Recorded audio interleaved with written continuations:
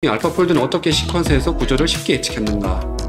세 가지 중요한 키 프린시플이 있는 것 같습니다. 이런 구조적인 패턴을 이용해서 3차원 구조를 이제 복원해내야 되는데, 그때 알파폴드2에서 쓰지 않았던 새로운 방법인 이 알파폴드는 도대체 지난 50년 동안 수많은 과학자들이 다양한 방법으로 시도해서 풀지 못했던 것을 이 짧은 시간에 풀어낼 수 있었나? 그 해답은 딥러닝에 있습니다. 2021년에 발표된 알파폴드2에 해당하는 거죠. 알파폴드2에 해당하는 그 논문에서 발췌한 그림인데, 이 스코어가 보여주는 것처럼 이게 스코어가 90점이 되면은 실험의 엑스레이나 크라이오 EM의 레졸루션에 해당하는 정확도로 구조를 예측하는데, 이게 사실상 이 예측 정확도가 실험과 거의 유사하다는 걸 보여줄 수 있는데, 이게 어떻게 가능했을까? 그 전에 수없이 많은 시도들은 이 점수로 치면 40점을 넘기지 못했는데 어떻게 이 알파폴드는 가능했을까? 제가 생각하는 가장 핵심은 패턴 인식입니다. 그래서 제가 아주 간단한 예로 다음과 같은 예시 문제를 준비했는데요. 여러분들이 이제 딥러닝이라고 생각하고 트레이닝 데이터를 제가 보여드린 겁니다. 이렇게 다양한 형태의 나무 그림들을 이제 보여드리고 있는데요. 이게 결국은 우리가 밖에 자연에서 관찰할 수 있는 나무의 모양이겠죠. 줄기가 있고 이렇게 가지들이 있고 잎이 있는 거죠. 초록색 잎들이. 그래서 이걸 가지고 여러분들한테 제가 문제를 냅니다. 이렇게 생긴 나무의 구조를 줬을 때 얘가 가장 안전하다고 생각하는, 혹은 가장 잘 쉽게 관찰할 수 있을 거라고 생각하는 상태로 바꿔봐라 라고 하면 여러분들은 고민도 없이 답을 찾아낼 것 같습니다. 아마 다음과 같은 답을 생각할 수 있을 텐데요. 사실 이 문제를 풀기 위해서 여러분들이 지구의 중력이나 혹은 그 나무에서의 어떤 다양한 생리작용들을 생각하지 않았을 겁니다. 왜냐하면 우리가 관찰하는 것은 이런 모습이기 때문에 당연히 이렇게 삐뚤어진 것보다 이렇게 생긴 게 훨씬 더 옳은 답이라고 하는 것을 직관적으로 알 수 있는 거죠. 일종의 이것도 이제 패턴 인식이라고 할 수 있을 텐데요. 마찬가지로 단백질 구조 예측을 문제를 푼다고 했을 때 이 결정 구조에서는 우리가 다음과 같은 이 폴딩 스트럭처를 볼 수가 있잖아요. 그런 다음에 이렇게 이 시퀀스만 이렇게 배열되어 있는 구조를 준다면은 가장 안전한 구조를 찾아봐라 라고 하면은 당연히 우리가 본 거랑 비슷한 형태로 바꿔가려고 하겠죠. 2021년 네이처 논문에 발표가 됐는데 그 논문에서 발췌한 그림입니다. 이 그림을 이제 간단히 살펴보려고 하는데, 이 알파폴드는 어떻게 시퀀스에서 구조를 쉽게 예측했는가? 근데 크게 보면 제가 해석하기에는 세 가지 중요한 키 프린시플이 있는 것 같습니다. 그럼 이제 하나씩 그 키 프린시플을 살펴보면은, 첫 번째 이제 사전 지식. 이 알파폴드에서 사용한 가장 중요한 사전 지식 중에 하나는 이 MSA 정보라고 할 수 있습니다. MSA는 이제 Multiple Sequence Alignment라고 해서 실제 이제 우리가 풀려고 하는 그 시퀀스가 있으면은, 만약에 이게 휴먼 단백질에 대한 시퀀스다라고 하면은 다른 종들, 물고기나 토끼, 닭 등 다른 종들의 비슷한 그 시퀀스를 가지는 단백질이 있을 거잖아요. 근데 그런 것들을 같이 이제 배열을 함으로써 얘네들의 공통점과 차이점을 분석하는 거죠. 그래서 이제 이렇게 쭉 멀티플 시퀀스 얼라이먼트를 해서 우리가 알 수 있는 정보 중에 하나는 이 아래 보여드리는 그림처럼 예를 들면은 이제 휴먼에 대해서 우리가 이렇게 시퀀스가 있는데, 이걸 쭉 배열해서 보니까 서로 종은 다르지만 이게 컨저버드 되는 레지듀가 있고 바뀌는 레지듀가 있다는 걸 관찰할 수가 있습니다. 그리고 이제 요 사이에 보면은, 이 예시에서 보면은 이렇게 보라색으로 칠해진 부분과 민트색으로 칠해진 부분을 보면은 서로 이제 페어를 이루고 있는 거죠. 얘네들이 서로 다른 종에 있지만 이렇게 페어를 이루고 있다는 걸 아실 수가 있고, 이 중에 이제 렛이나 레빗에서는 이 특정 레지듀가 바뀌었는데, 그러니까 이 페어가 되는 다른 쪽에서도 같이 바뀌는 걸 아실 수가 있죠. 이걸로부터 우리가 알 수 있는 거는 분명히 이 두 개의 레지듀 사이가 시퀀스 상에서는 바로 옆에 붙어 있는 건 아니지만 한쪽이 바뀌면 다른 쪽이 바뀐다는 걸 봐서 이게 3차원 구조상에서는 비슷한 위치에 있을 거다라고 이제 추론을 할 수 있는 거죠. 그래서 이거를 이제 우리가 코 이볼루션 정보라고 하는데, 이런 정보들을 이 멀티플 시퀀스 얼라인먼트로부터 찾아낼 수가 있는 거죠. 두 번째는 이제 패턴화를 하는 건데, 아까 말씀드린 것처럼 이 멀티플 시퀀스 얼라인먼트에 대한 정보를 소위 말하는 그 딥 뉴럴 네트워크를 통해서 분석을 합니다. 소위 이제 이걸 피처라이제이션이라고 하는데, 어떤 특징을 찾아내요. 이 특징이 뭔가 당장 어떤 의도로 하는 건 아니지만 이 딥 뉴럴 네트워크가 뭔가를 찾아내는 겁니다.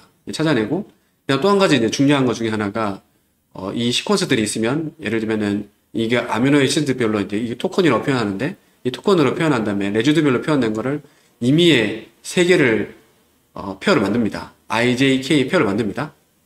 그러면 이제 이 IJK 페어들 사이에 어떤 관계가 있을 수 있겠죠. 그게 공간적인 배열상의 관계일 수도 있는 거고, 뭐 여러 가지 어떤 타입의 관계일 수도 있는 거고, 어떤 모종의 관계 있겠죠. 그래서 임의의 IJK 페어를 얻어서 얘네들 사이의 어떤 구조적인 특징을 같이 이제 학습을 하게 됩니다.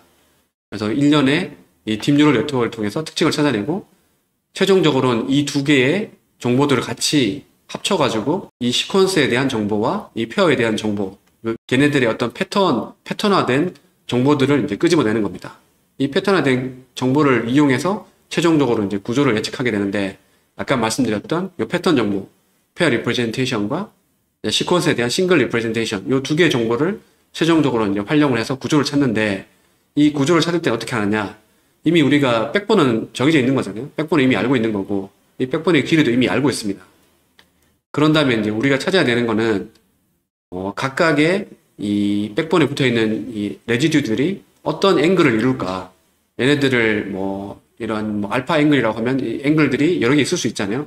이 각각의 앵글들이 얼마나 꺾일 거고, 얼만큼 이 쉬프트를 할 거냐, 그 로테이션과 트랜슬레이션을 시켜가지고 이 문제를 풀게 되는 건데, 아까 말씀드렸던 이런 세 개의 표에 대한 정보들을 이때 활용하게 되고, 그리고 이제 이 시퀀스, 멀티플 시퀀스 시퀀스 얼라이먼트부터 얻어낸 어떤 특정 레지듀들이 서로 표를 이뤘을 때 가까이 있다 라고 하는 정보들을 같이 활용을 하게 돼서, 이러한 정보들이 우리한테 뭘 주냐면은 이 공간상에서의 굉장히 많은 어떤 3차원적인 컨스트렌트를 주는 거죠. 물론 이제 이게 딱 끝이 아니고, 이 알파폴드 2 같은 경우에는 이렇게 찾아낸 걸 가지고 이 각각의 애톰에 대한 미세한 구조 같은 경우에는 정확하게 찾지를 못해서 몰레큘러 다이내믹스를 이용해서 사후 그 포스트 프로세싱을 해서 리파인먼트를 거치게 됩니다.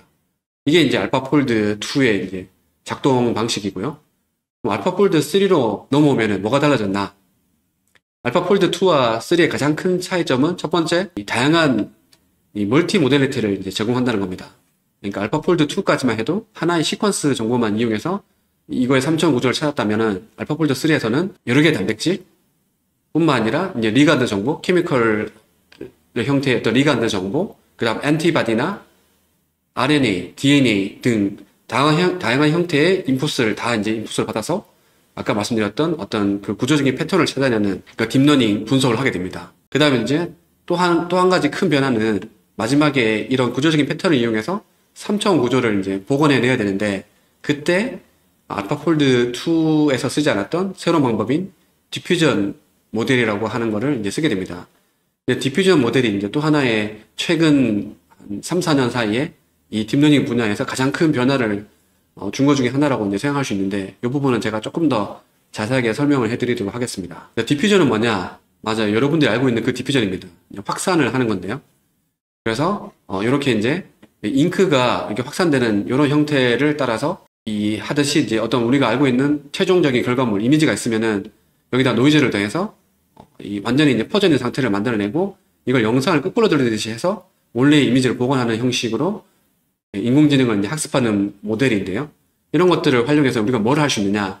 이거를 각 픽셀별로 아주 정확하게 모델링이 가능하다 보니까 아주 미세한 영상을 만들 수가 있습니다. 여기 이 유튜브에서 보여드리는 거는 실제 이제 그 오픈 AI에서 만든 소라라고 하는 디퓨전 모델 기반의 이제 생성형 AI인데요. 그래서 이러한 방식들을 알파폴드가 이제 채용을 해서 아까 그 구조적인 3차원적인 수많은 컨스트레인트를 이용해서 이 디퓨전 모델에 적용시켜서 3차원 구조를 찾아내는 거죠.